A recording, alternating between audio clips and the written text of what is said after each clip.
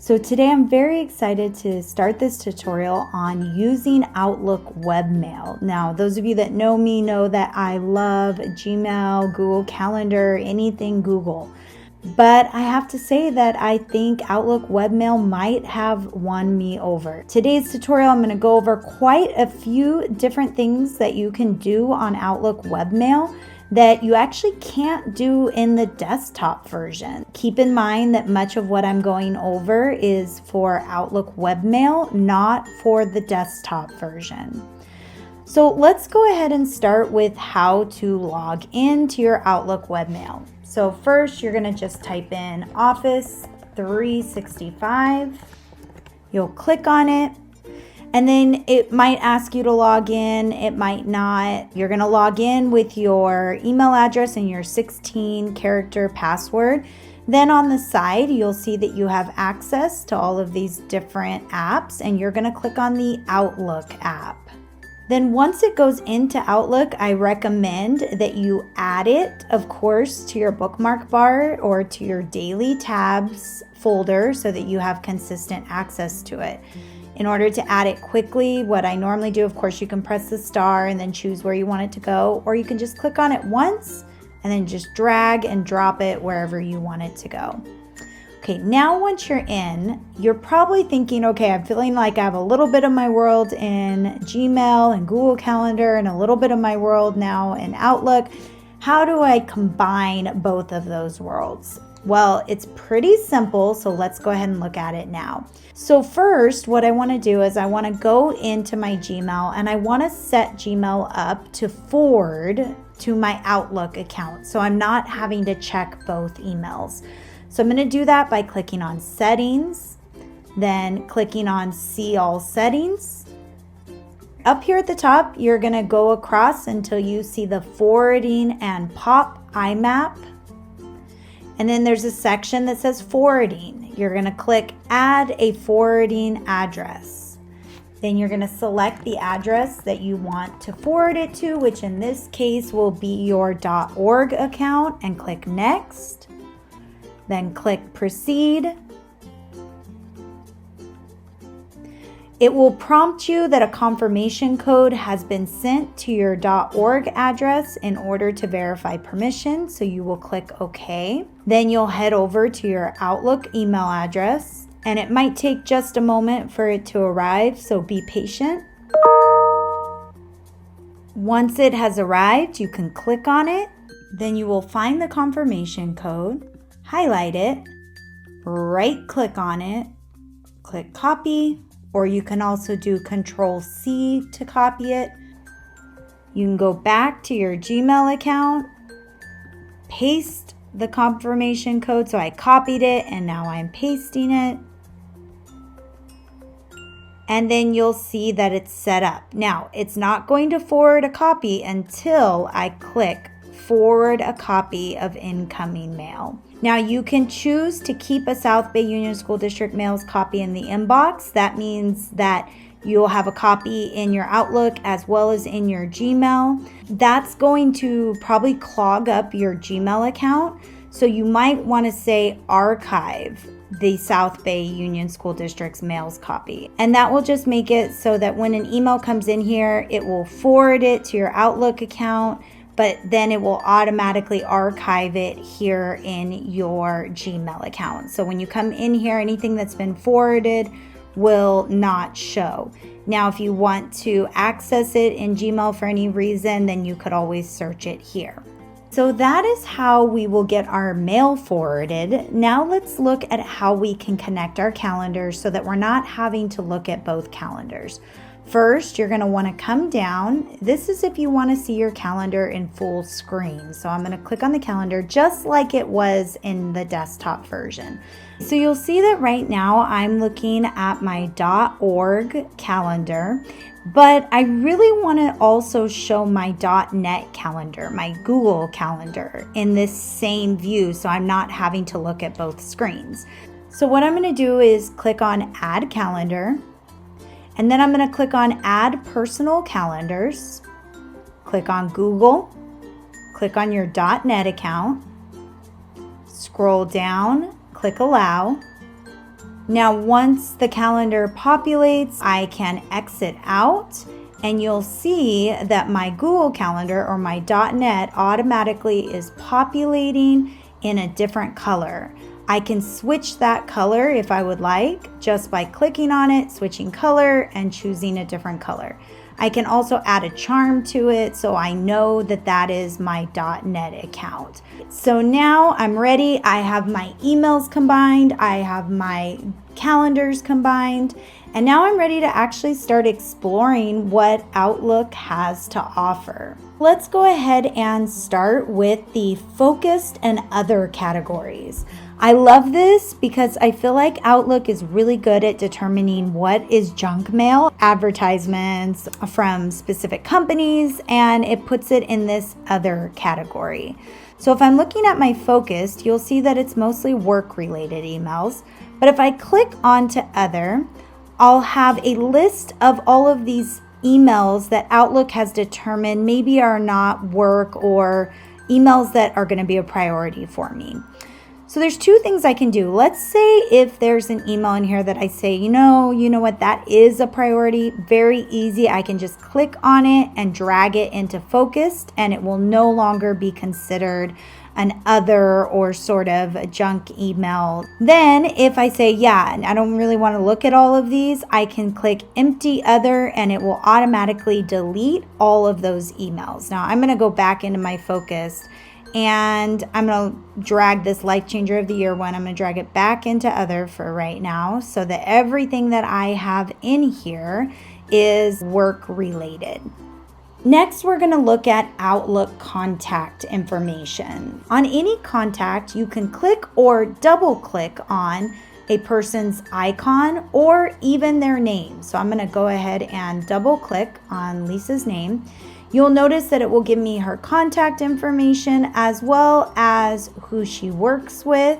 Then once I move into files, I can see any files that we have transferred between each other in our emails. And then when I click on email, I can also pull up any past emails that we have sent to each other. Now, of course, you'll see here that there's not that many right now because we just barely started to use our .org accounts again, but eventually this list will grow longer and you'll be able to see all recent emails.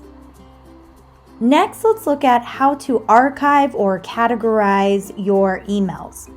So the first thing that you're going to do is if there is an email that you say, I do not need anymore, then I'm just going to click delete. But if there's an email that I want to keep and I want to be able to access later, but I don't want it in my inbox because I want to keep my inbox clean, then I'm going to click archive, and that will make it disappear but not delete it altogether.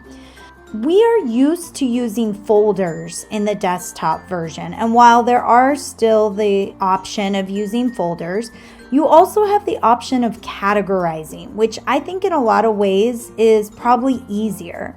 So in order to categorize, I'm just going to click on the email and I'm going to click categorize, and I'm going to choose whatever category I want it to go into.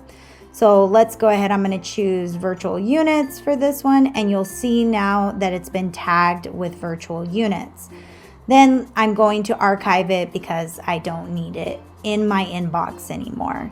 So now if I wanted to find all of my emails with virtual units, I can just type that in, and every email that's been categorized as a virtual units email will pop up.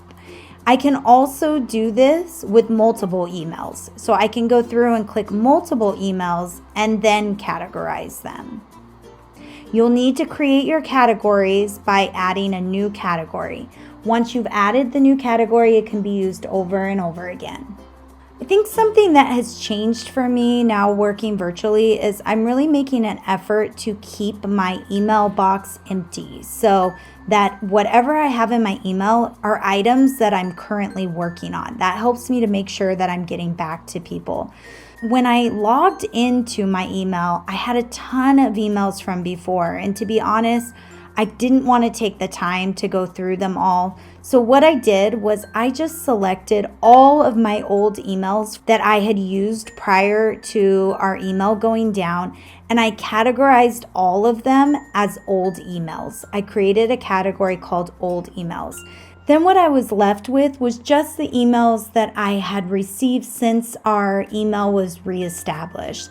And that just felt so much less overwhelming to be able to go through and get it organized.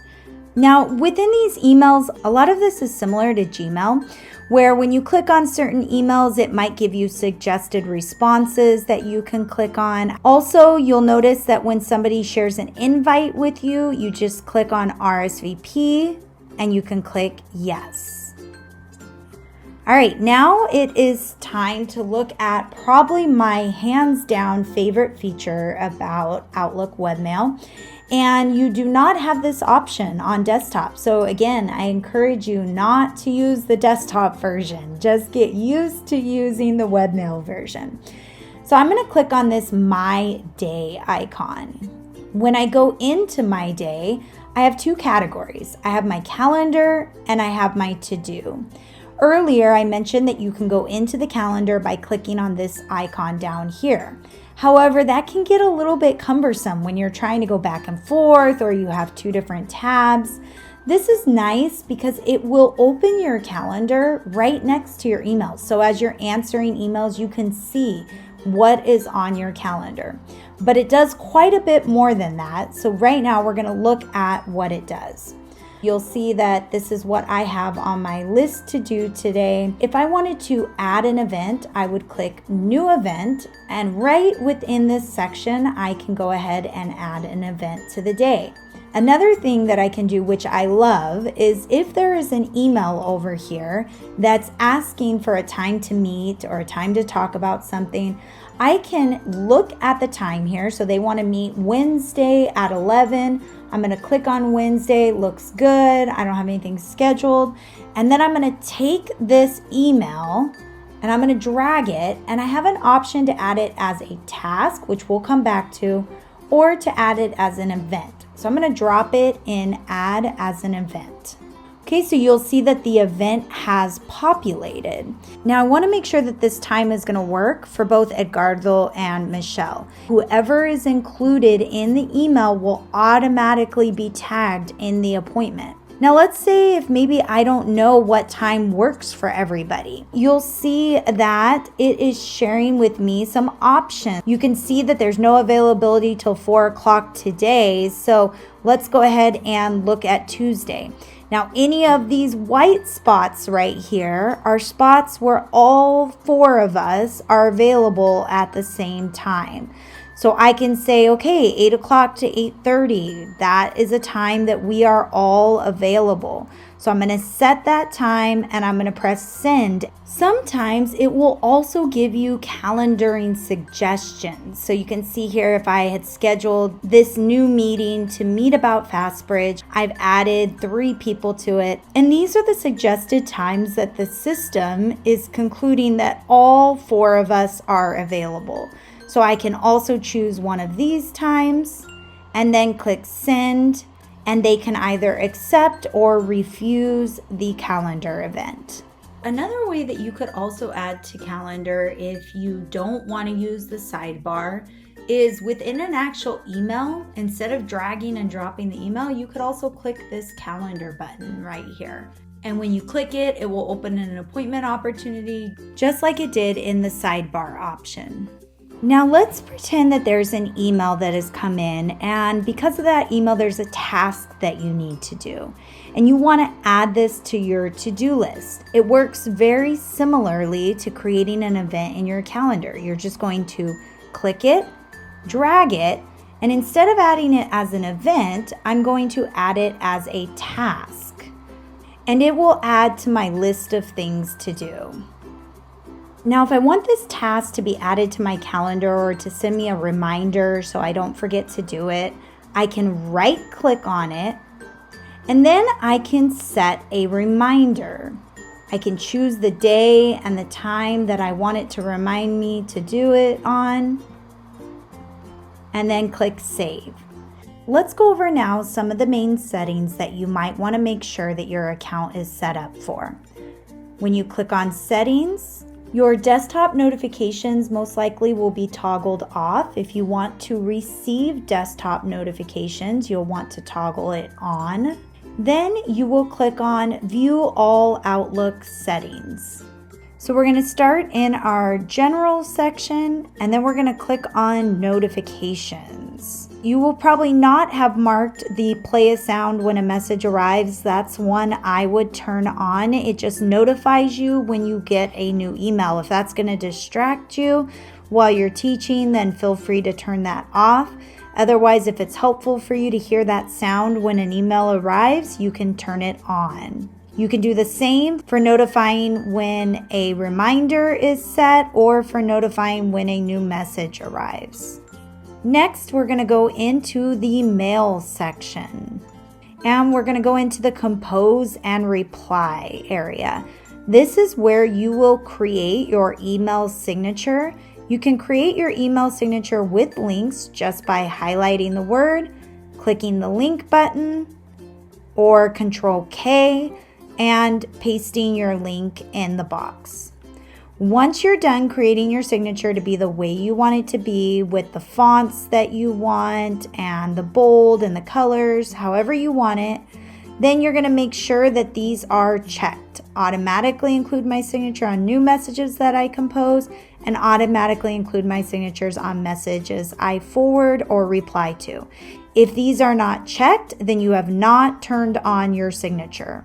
As you begin to explore the Outlook Webmail version, you will notice many features that will be found only in the Webmail. Additionally, using the desktop version does take up quite a bit of space on your computer and tends to slow down your computer, whereas the Webmail version will not. So I hope that what you've seen today has convinced you to use the Webmail version and to take advantage of all of its many organization features. Hopefully this tutorial has helped you to learn about its many capabilities. Please feel free to let me know about any questions you have or any other features that you've noticed that we didn't cover today.